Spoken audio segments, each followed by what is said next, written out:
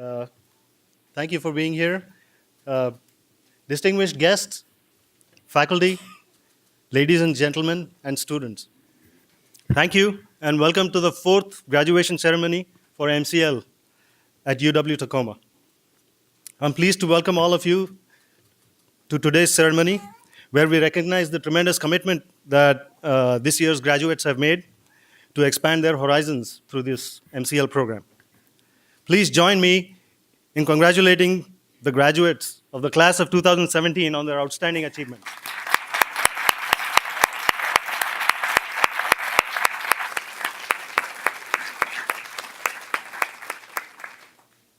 I forgot to mention that I'm the Dean of the Institute of Technology.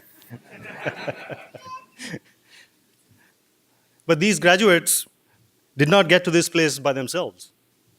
They got here with the help of their mothers, fathers, husbands, wives, partners, children, extended family members, friends, and employers. So these people deserve thanks too. So I asked the graduates of 2017 to stand up and recognize those who have supported you. Turn around and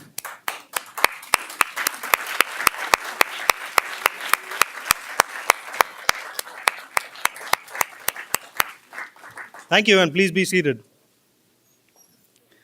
I would like to acknowledge our faculty and staff. They are a gifted and dedicated group of teachers, scholars, and professionals. Special thanks to the co-directors of the MCL program, Dr. Tracy Thompson from the Milgard School of Business and Dr. Jan Bai from the Institute. I would like to thank staff member Curtis Black for his dedicated service to the MCL program. I would also like to thank the Dean of the Business School, Howard Smith, and Jill Purdy, the interim Vice Chancellor for Academic Affairs. Would the faculty and staff of UW Tacoma please stand and be recognized?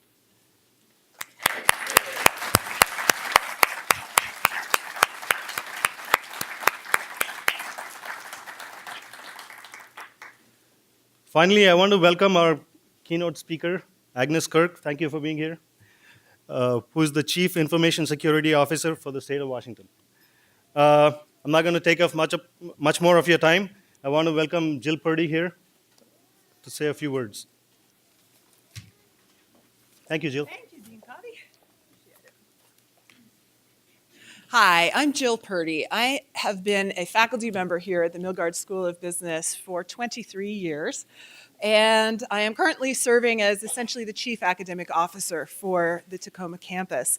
And I want to say congratulations to, I'll call you graduates instead of students. Congratulations, graduates, on behalf of the University of Washington.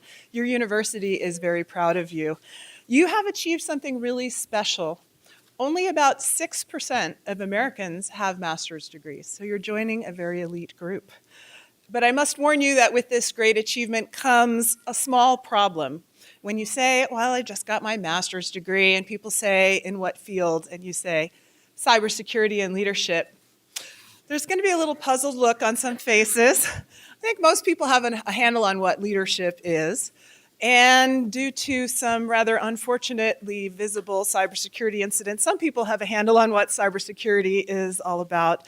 But not very many people are aware of what it looks like to have skills in both of those areas. Putting those two together is pretty special, and that makes you pretty unique. You know how to protect data and systems, and you have the skill to guide this work at a strategic level in business and government and complex organizations of all kinds.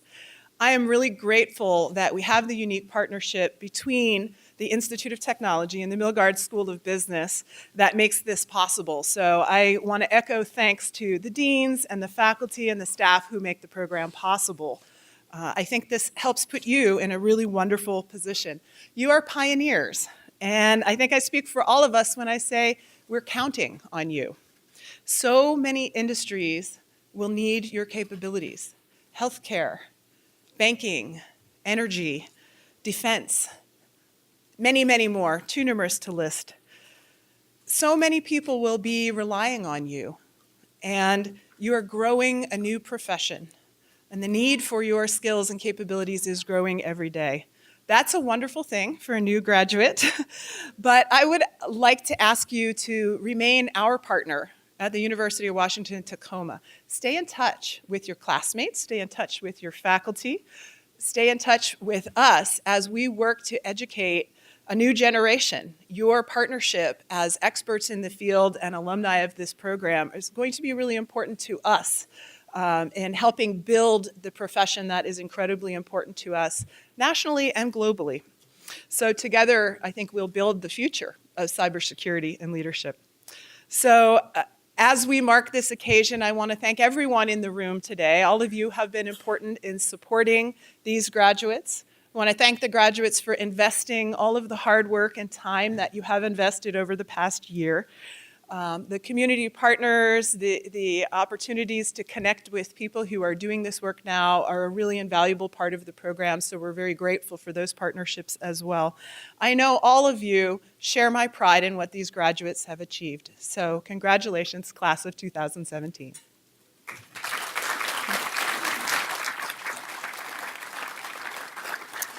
I'd like to invite to the podium DC Grant, who is a faculty member in the program.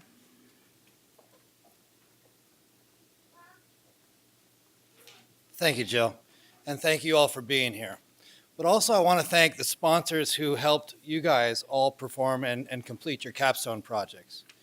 And you all know who they are, but not everybody else does, so I just want to list them out. And I have to say, I had the pleasure of listening to the presentations of the capstone projects, and overall I was very impressed with what was accomplished in a very short amount of time, integrating everything they'd learned in the last year in this last 5 weeks.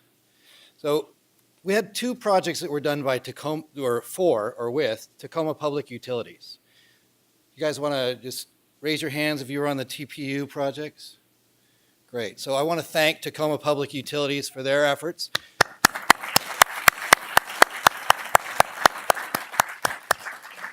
We also had 2 projects that collaborated with F5 Networks. And those of you who worked with F5? So thank you very much to F5 Networks as well. There was a great project that collaborated with a cybersecurity consulting firm in the area called Critical Informatics. Those of you who worked with Critical Informatics, great.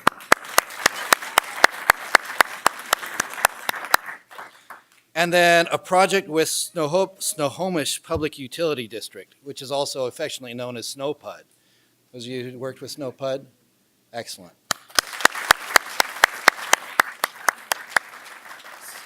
So all of these entities are actually leaders in the cybersecurity space. And so I'm very happy to see them partnering with our graduates and helping to help this program to have a practical hands-on appeal and an experience that sets our graduates apart from other people who learn cybersecurity. So thank you very much.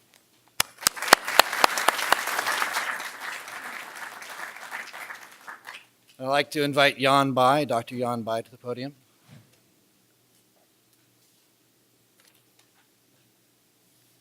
Can you hear me? Let's now welcome Sarah McGavie, a student representative of 2017 MCL graduate students, to give a speech.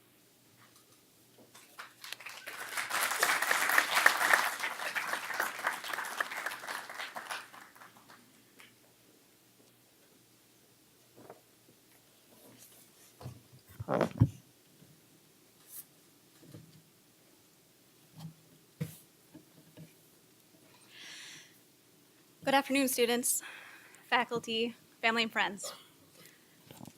Just in case you were wondering, I do spell my name correctly without the H. Now that we've gotten that out of the way, I'd like to start my speech with a moment of realization and relief with a brief breathing exercise. Yes, now is the time to pop in any breath mints or administer any breath spray. While performing this exercise, feel free to close your eyes and envision all the parking tickets, late nights, Skype or conference calls, consumption of fast food, group interactions that may not have gone so well, or technical difficulties, such as formatting issues with Canvas collaborations, or the ever-changing timeline duration on Microsoft Project. This is your opportunity to let all those troubles go and allow our accomplishments to sink in. Family and friends, Please join, as I'm sure you encountered many frustrations along this journey with us, and your sacrifices shall not go unnoticed.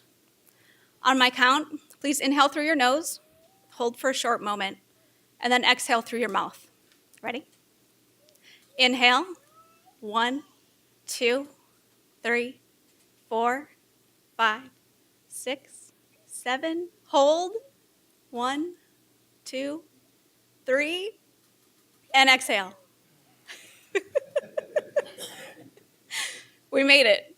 This is the day we've been working towards all year, that day that felt so far away, when we began this innovative program known as the Masters of Cybersecurity and Leadership, which combines the Institute of Technology and the Milgard School of Business to offer a unique opportunity to develop technical and leadership skills in preparation for a career in the field of cybersecurity. We began this journey by learning about what it takes to be a certified information systems security professional, or CISP, and Dr. Goda's love of food, which culminated in a certification challenge. Proudly, we almost completed that challenge with Matt, Cal Monet, and Ted gaining the esteemed CISP. Congratulations, gentlemen.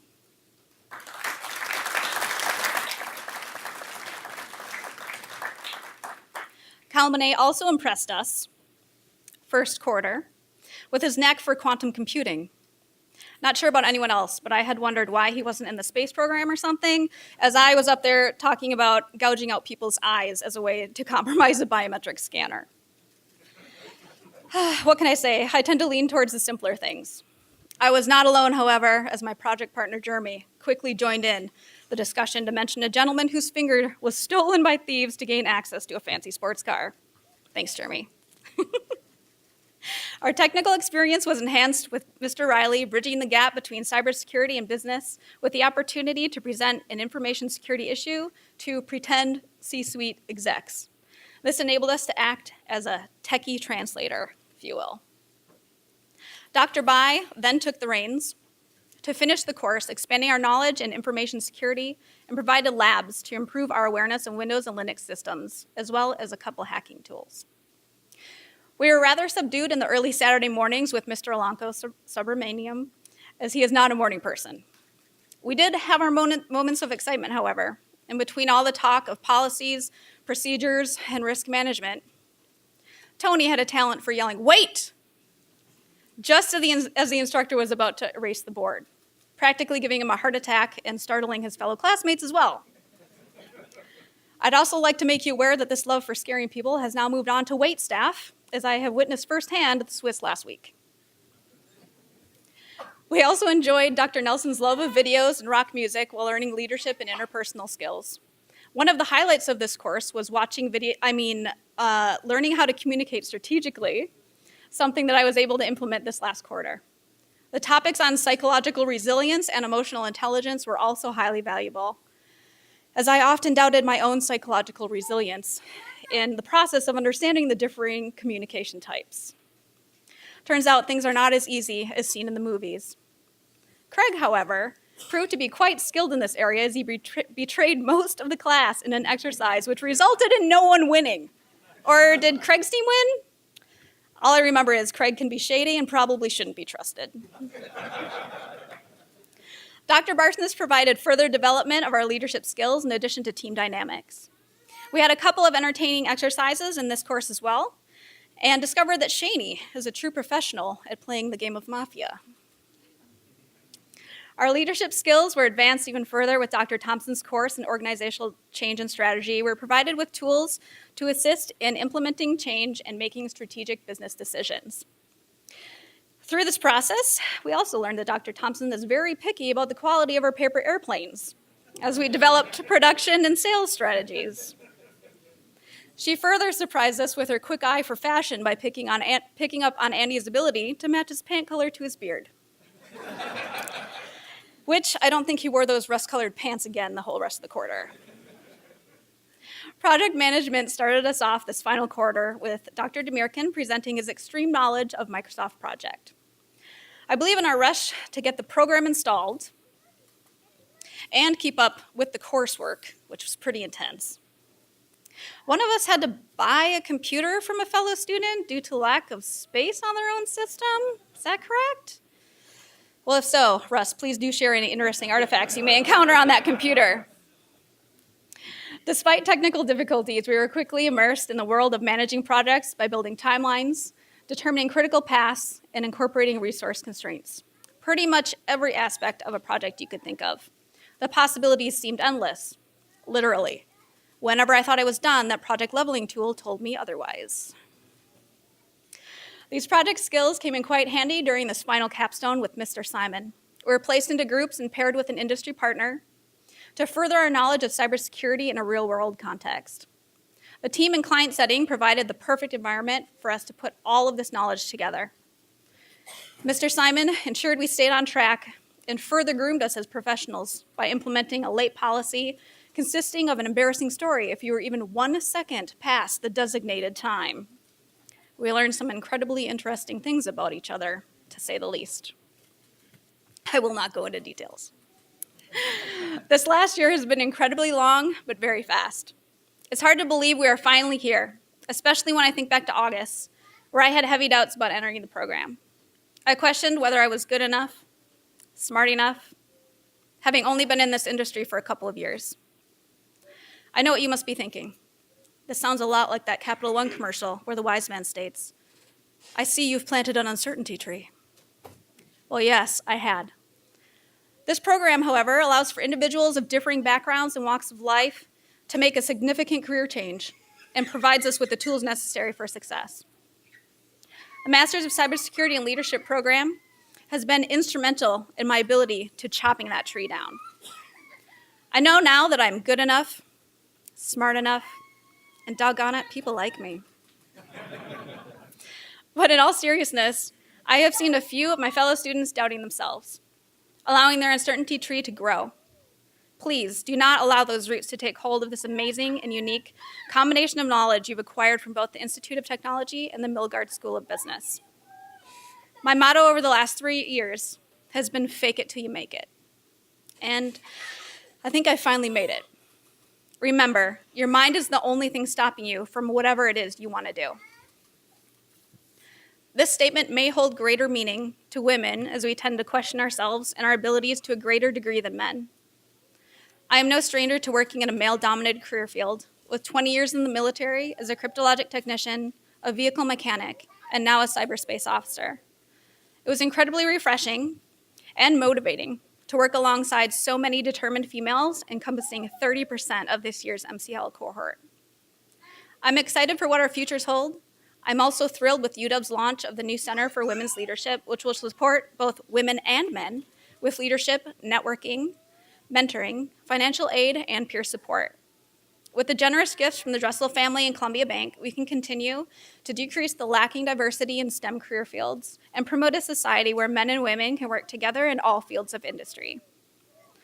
I'd like to wrap up by saying thank you to all my fellow classmates for helping me grow as an individual, to the faculty and staff for your knowledge and guidance, and to all our family and friends who have been so patient enduring the countless hours without us as we focused on the task at hand, and the many sacrifices that you've made in our absence.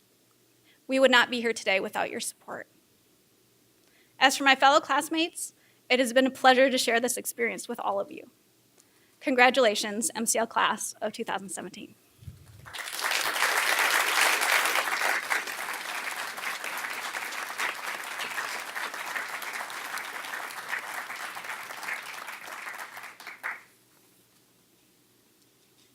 Thank you, Sarah. That was great.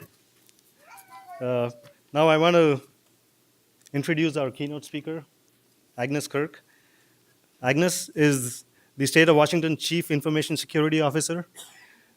She is responsible for establishing and leading strategic direction of cybersecurity in the state of Washington. And she also advises the governor and the legislature on key cyber issues. Please help me welcome Agnes Kirk.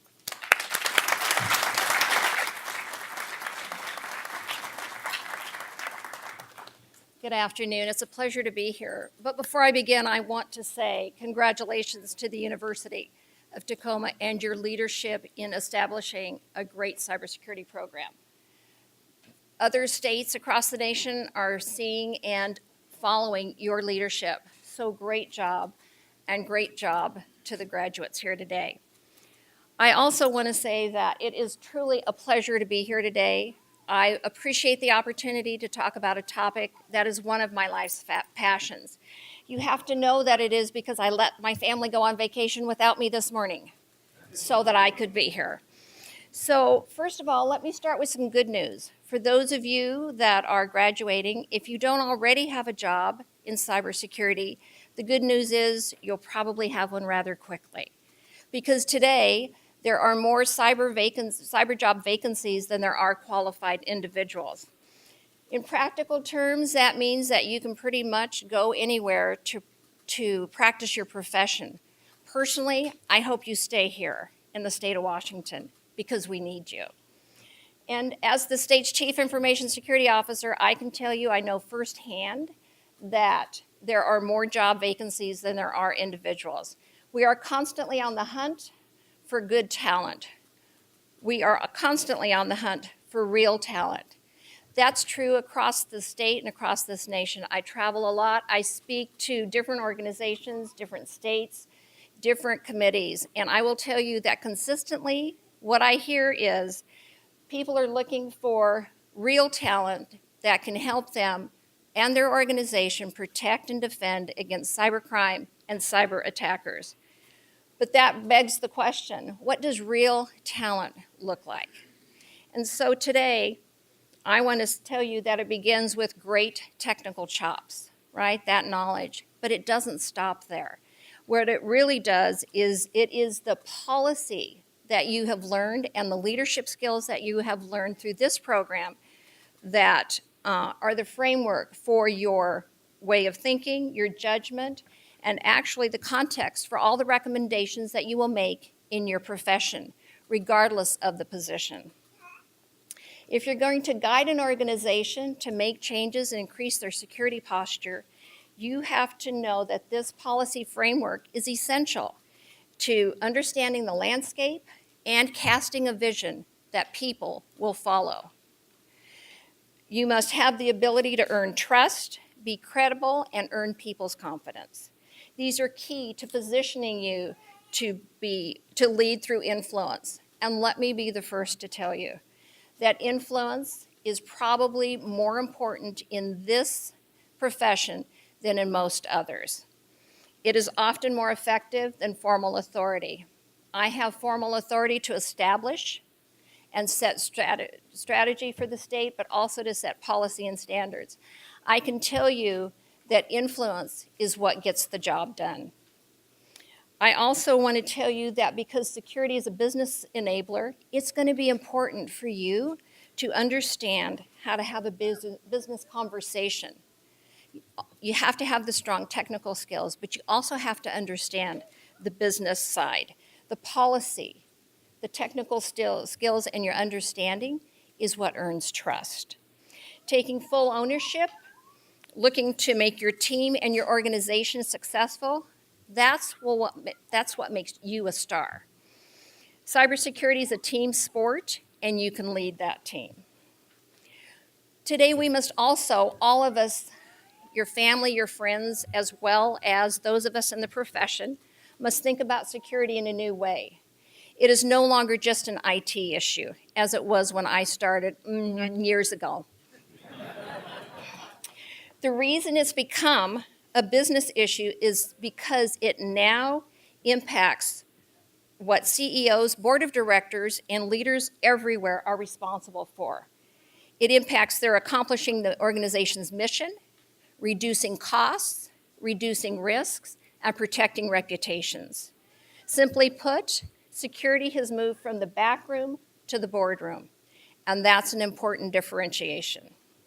If you learn these skills, you will have a track record of effectiveness, and you will be invited to advise CEOs, boards of directors, and government officials. So what's the catch? Really, there is no catch, but I do offer you a challenge today. Wherever you go, whether it is government, working for government, or working in the private sector, you will be on the front lines of a growing war that increasingly threatens our way of life. Cyber criminals in some foreign countries obviously are looking to steal personal information and sell it to the highest bidder.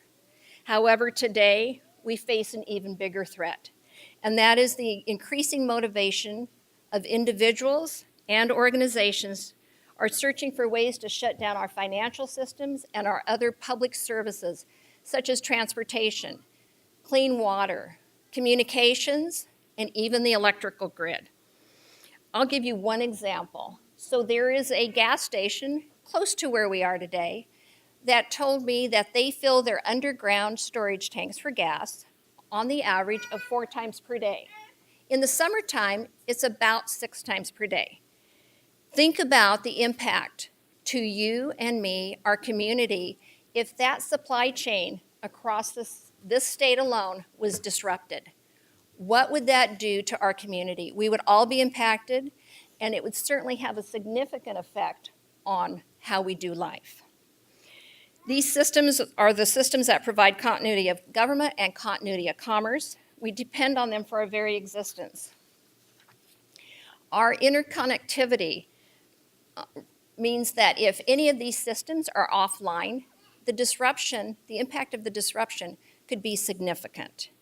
So we need you, graduates, to help protect your family, your friends, and your neighbors. The threats are real. I'm here to tell you they're very real. My office, the State Office of Cybersecurity, blocks approximately 1 billion attempts a month that try to get into the state's networks. I call that door rattling, right? When somebody comes, you're going to check your doors, check your windows. That's a lot of door rattling. They're looking for vulnerabilities, and they will continue to do that, and we're not any different than any other organization. We've also seen a growing number of denial of service attacks. Those are to disrupt your ability to do business and to complete the transactions that you need to complete in your daily life. We also block 40 million potentially malicious email that is trying to get into the state's network, and only allow about 11 to 14% of all email that comes to the state through to the recipients. In the event of an incident in the state of Washington, my team puts boots on the ground. We provide statewide incident response to government agencies and quickly help them assess and address the incident. It's taken years to build my team, and they're a great team. And it's taken years to build partnerships with our other government partners, but with the private sector as well. Those are really, really important. And there's probably 3 key things to success in this field. They're integrity, trust, and collaboration. I live by those principles. I expect the people that I work with to live by those principles as well. And let me explain why. In security, you need trusted relationships, developed before an incident, because if you wait till an incident, it's too late, folks. Trust and collaboration go hand in hand. You need to know who you can reach out to in the middle of an incident, what skills they have, what knowledge they have that can help you. In the middle of an attack, rapid decisions must be made to respond to the threat. That is not the time to introduce yourself. You need to have those relationships established well in advance. There have been times that we have called our government partners and our private sector partners in the middle of the night to help us thwart an attack. They have offered their expertise, their resources, their intelligence, and they have stood by us shoulder to shoulder. And fortunately, we've successfully defended against the attacks. In return, my office does the same thing for others, private sector, small local government, other government agencies. That's what trust and that's what relationship and partnerships do. I have to say that when I think about it, it reminds me of a documentary that I saw on, of all things, muskox. You should look it up. It's pretty fascinating. It's one of the few animals that I know of that have an organized response to attack by wild animals. Each member of the herd knows exactly what to do when they come under attack. When the predator comes, they form a circle facing outward, shoulder to shoulder, with the huge horns facing the predator. They take the juveniles and the vulnerable animals and they put them inside the circle to protect them.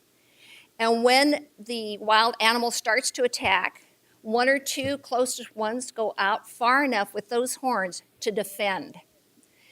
They know that their flanks are being protected by those around them. They don't have to worry. This group of animals does not scatter. They don't run. They stand together to protect everyone. That's a great example. They know what to do and what not to do. And when you work together with your partners and the people that you will develop relationships over the years, that's exactly the same result that we'll have. We have to work together. There is no such thing as going it alone these days. Being a trusted partner is so critical that I would encourage you to start those relationships today. Build on them, protect them, and encourage them. I'd like to say that those of us that defend against the bad guys are always successful, but we all read the paper. We all hear the news, and that isn't the case every time. So our job is to become better by working together. The stakes are big. The risks are big. To be successful, let me assure you, one of the key elements is you need to be right and you need to do it well. That means that you need to be competent, top-notch technical skills, good cyber situational awareness, good environmental awareness wherever you're working in the organization. And frankly, you need to do the work to get the job done. Say what you mean what you say, be committed to see it through. That's what makes you earn trust, respect, and the ability to influence decision makers. The organization will trust you, not because they only believe in your skills, but they know you're a straight shooter. You're ethical, you're honest, and this is the key. You don't give in to pressure. You're committed to doing the right thing for your people and your organization. People will test you, let me assure you, they will test you. And they do that because they want to see how committed you are. They want to know that it's real. And honestly, I'd love to stand up here and tell you it all comes very easily, right? You just step out. Cyber's such a great career. I was in cyber before it was cool, way before it was cool. So I'm just saying that we'd love to be able to say it comes easily, but it doesn't. As you step out in your careers, your mettle will be tested and proven event by event.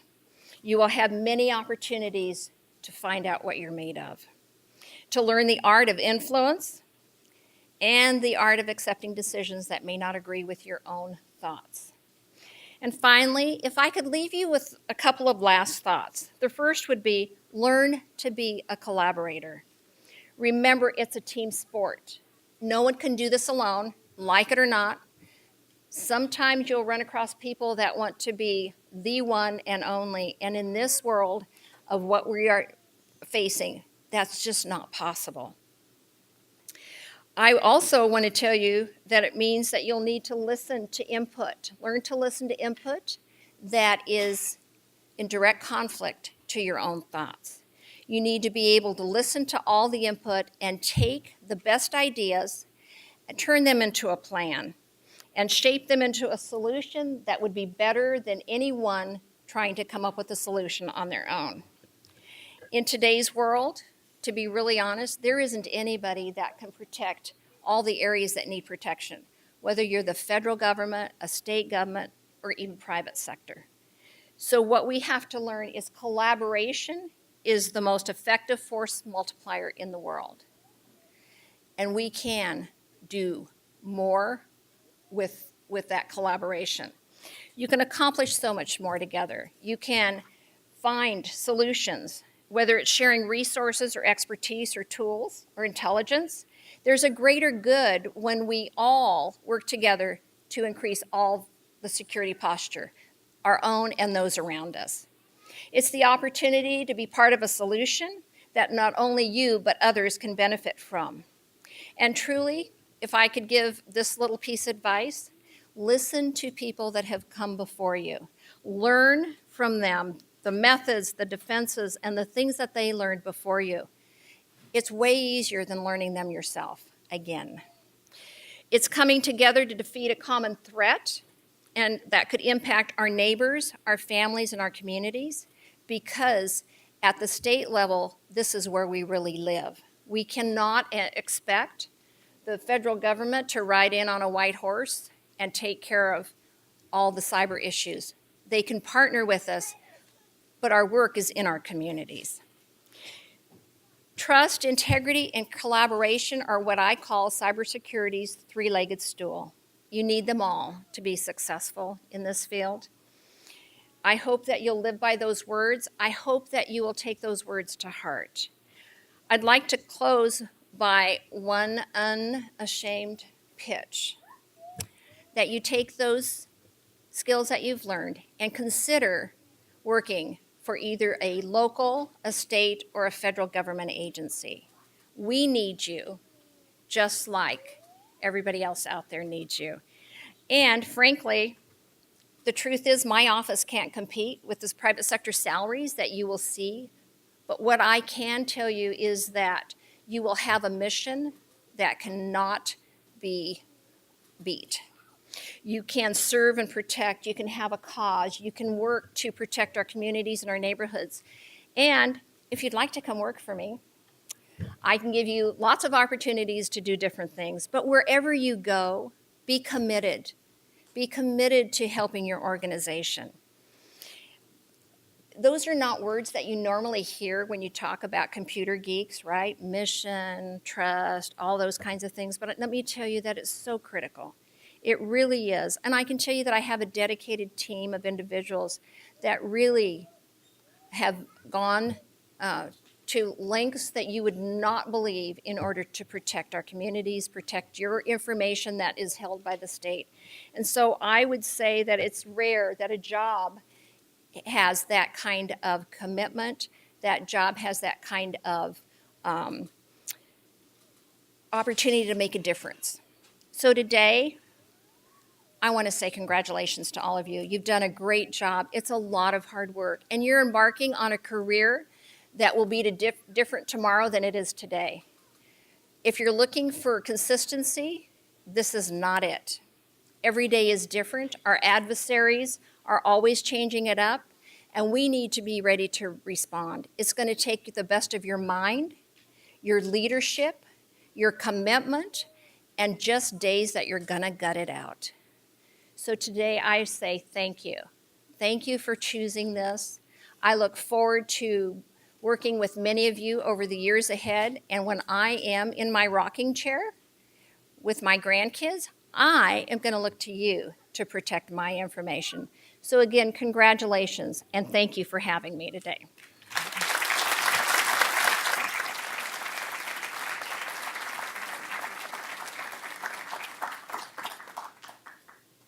As a token of appreciation for Anthony to come give us a great speech. So this is I would like to present the small gift. Oh, thank you.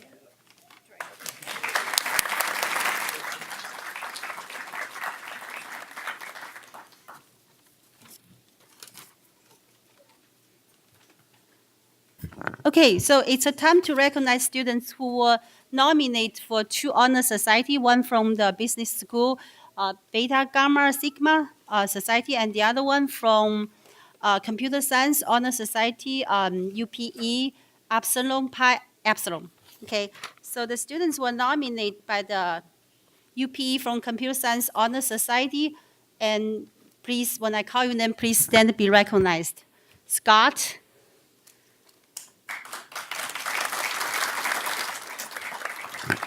Michael Smith. He's not here. Stephen Armstrong. Craig.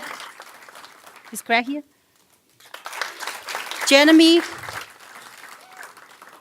Sarah Gigland. Ross. Sarah McGarvey. We have 2 Sarahs. Daniel. Is Daniel here? Daniel Messi.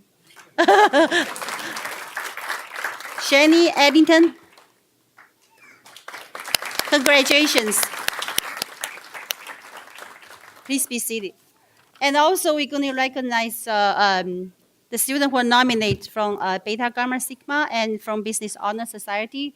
And they are Scott, Michael, Stephen, please stand, Jeremy, Sarah Giglang, Russ again, Sarah McGarvey. Congratulations.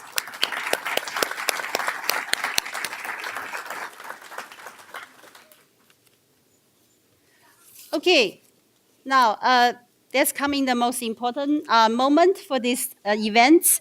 So I would like to begin the hooding of the Master of Candidates by me. So I will call. So DC is going to call names for each of the candidates, and I'm going to bestow upon each candidate a hood. Okay.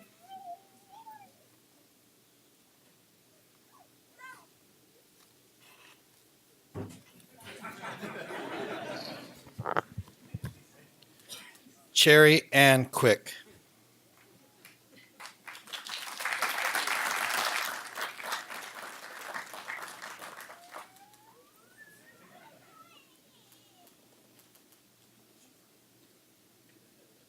Thank you.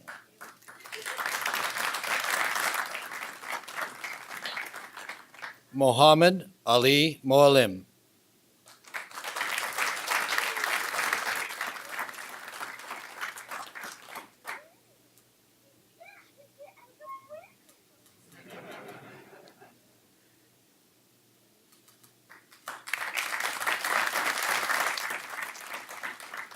Jeremy Stokey.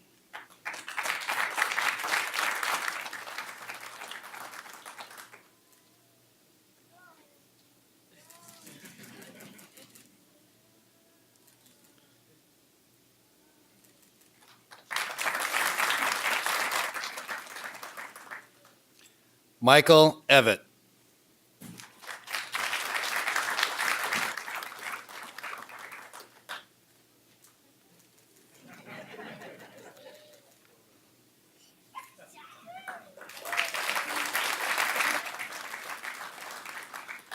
Stephen Armstrong.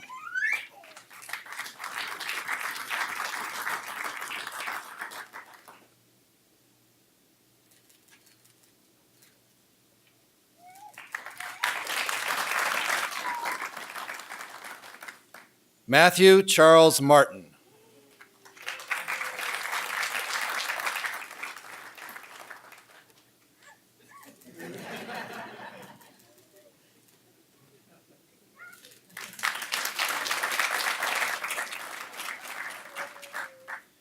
David Hammerstrom.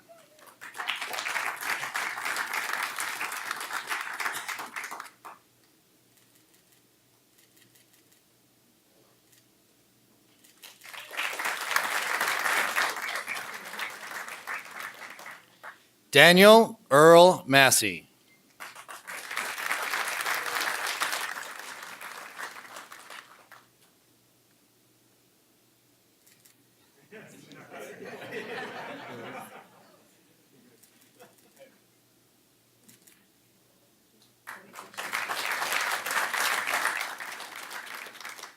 Andy Cox.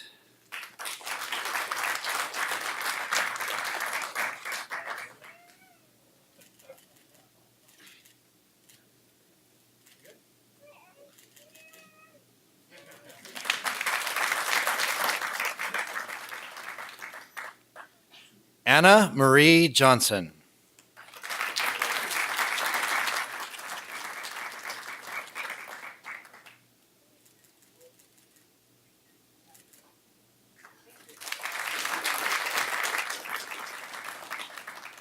Kyle W. Monet.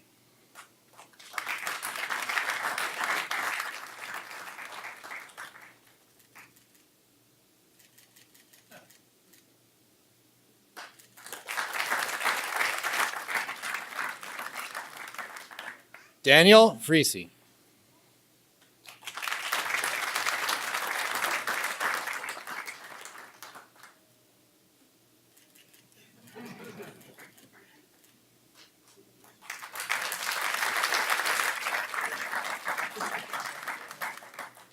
Casey Lee Allen.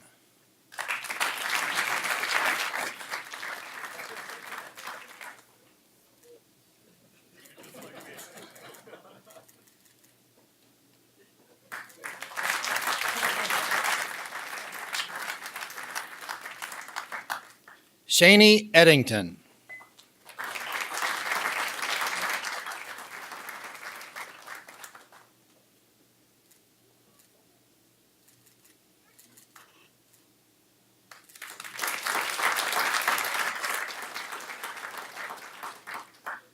Faisal Farah.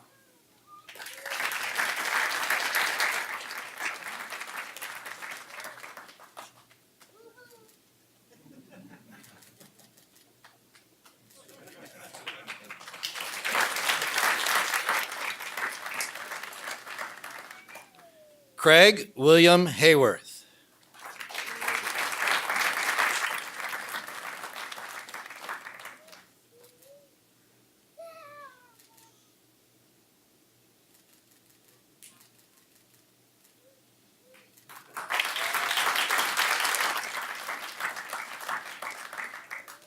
Sarah McGarvey.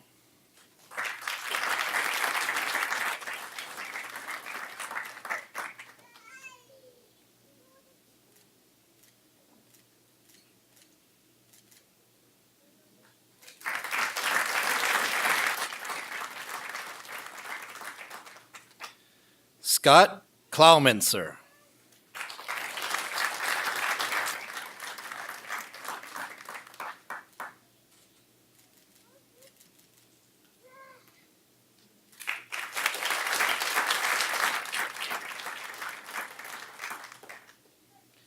Kyle Euchre.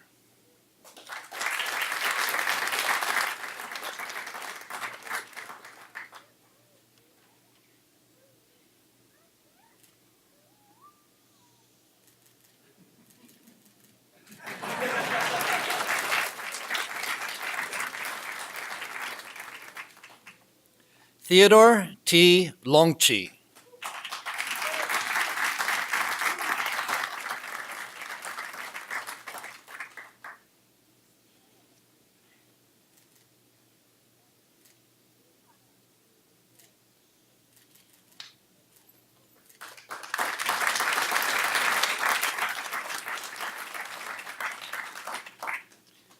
Anthony Wade.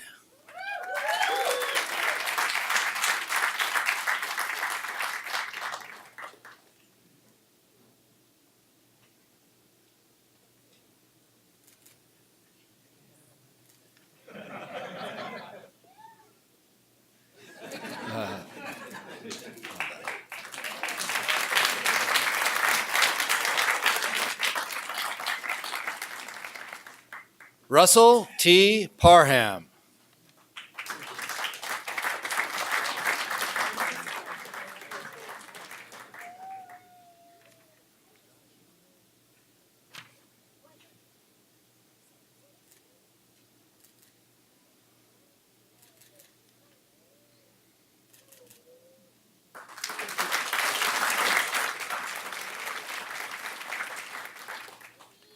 Sarah Ann Gedland.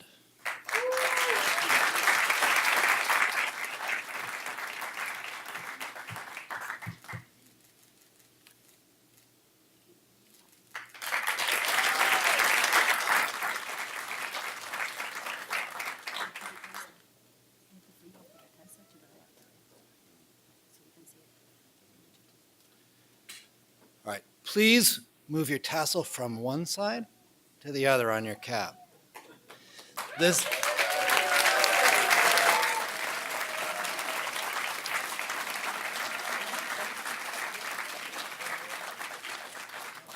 signifies completion of your program.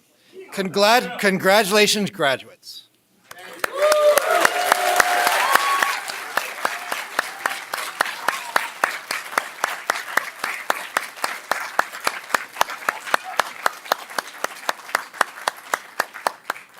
Stand up and take a bow.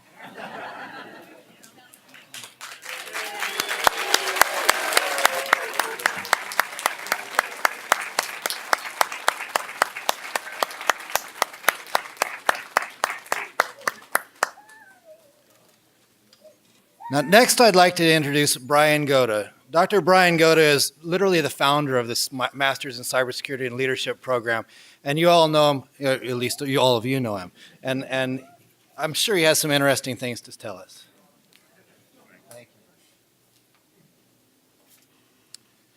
All right, thank you.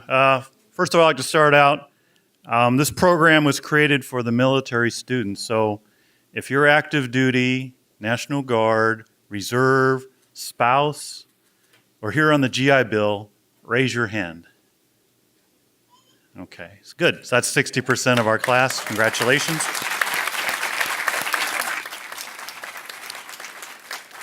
So 5 years ago, I was a colonel on active duty teaching at West Point. And they said, hey, this is Dr. Friedman, come out to Washington State and start a program from scratch with a partnership that's never been done before. And you have no resources. You have to write up the plan and do everything yourself. Oh, no problem, you know. So 5 years later, look at where we are now. You are the 4th graduating class. Congratulations, 4th graduating class. Good job.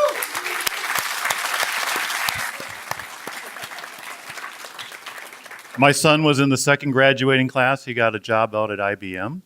And one of the traditions I started is called the challenge coin. You can see what the challenge coin history looks like on the back of your program.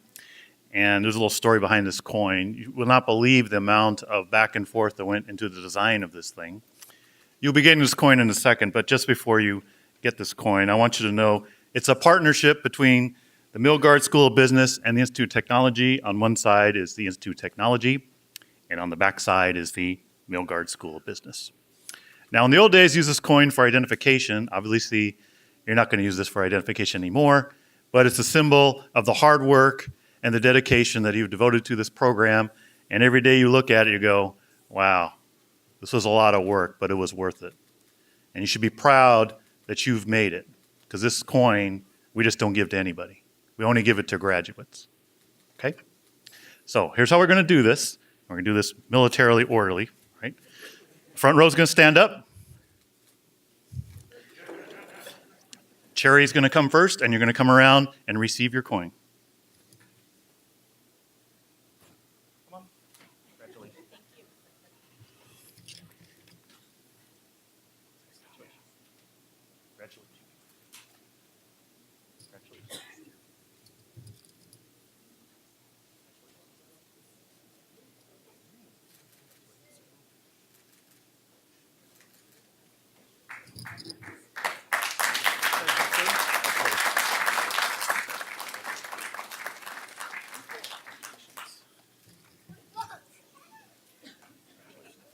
Shake hands, come on. Congratulations. Hoorah.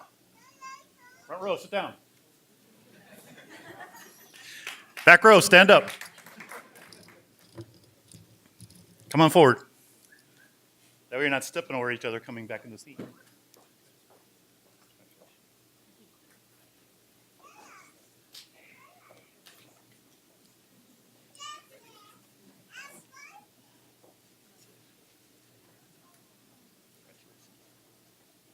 Sticking together now.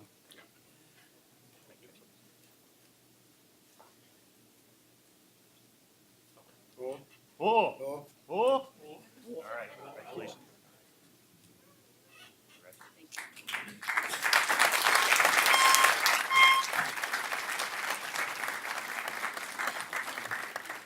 Now this coin is also good for one more thing. If you ever run into me, I will buy you a drink if you show it to me.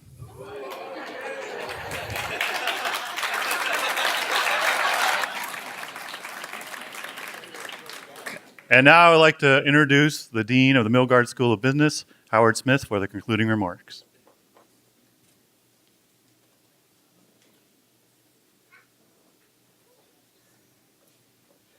One detail to finish up here. We have Ron Jimerson, one of our alums who's graduated from this program. Ron, are you here? Oh, there you are in the back. Thank you. Little hand for.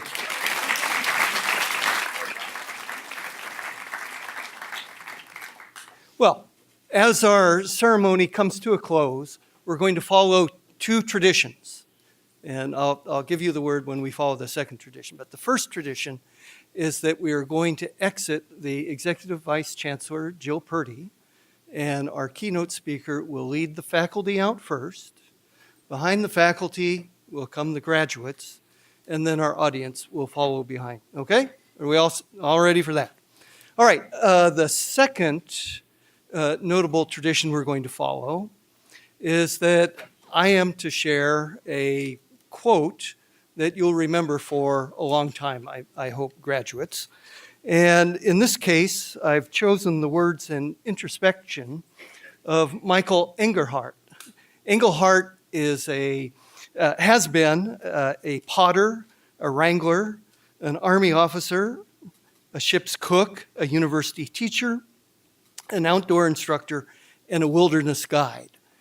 And his greatest accomplishment may have been a 1,000-mile solo excursion of the Arctic from Canadian border to the Bering Strait. He is the author of Red Rock Almanac and Where the Rain Children Sleep.